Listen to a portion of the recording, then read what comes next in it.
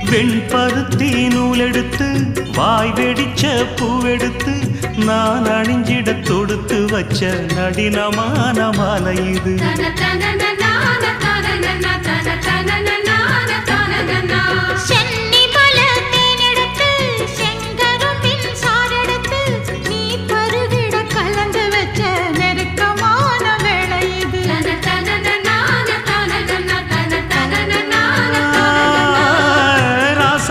உடம்பிருக்கும் ரவிக்க துணி நானாக அன்னாடம் சூடி கொள்ள ஆசை வச்சாகாதா.